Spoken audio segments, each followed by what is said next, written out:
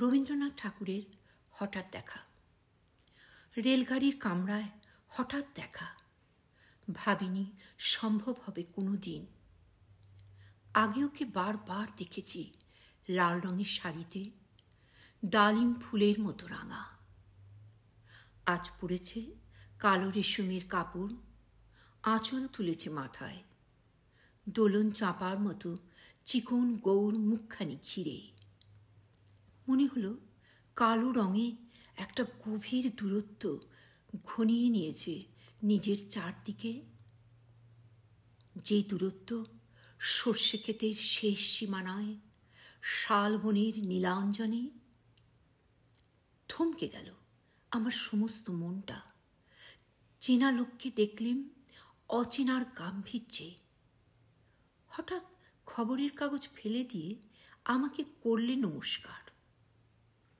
সমাজবিধির পথ গেল খুলে, আলাপ করলেম শুরু।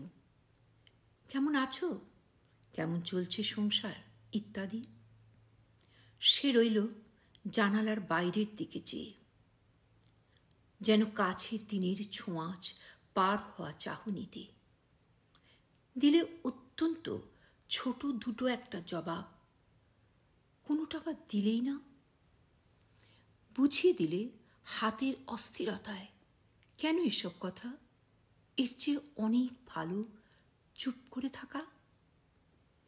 আমি ছিলাম অন্য বেঞ্চিতে ওর সাথীদের সঙ্গে। একসময় আঙুল নেড়ে জানালে কাছে আসতে। মনে হলো কম সাহস নয়। বসলুম ওর এক বেঞ্চিতে। গাড়ির আওয়াজের আড়ালে বললে মৃদুস্বরে, কিছু মনে করো না, সময় কোথা, সময় নষ্ট করবার। আমাকে নামতে হবে পরের স্টেশনে। দূরে যাবে তুমি, দেখা হবে না আর কোনো দিনই। তাই যে প্রশ্নটার জবাব এত কাল থেমে আছে, শুনব তোমার মুখে। সত্য করে বলবে তো? আমি বললাম, বলব।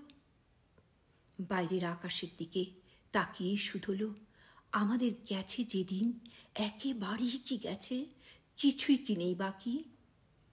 একটুকু রইলেম চুপ করে। তারপর বললেম, রাতের সব তারাই আছে দিনের আলোর গভীরে। খটকা লাগলো, কি জানি বানিয়ে বললেম নাকি। ও বললে, থাক, এখন যাও ওদিকে। সবাই নেমে গেল পরের স্টেশনে, আমি চললেম একা।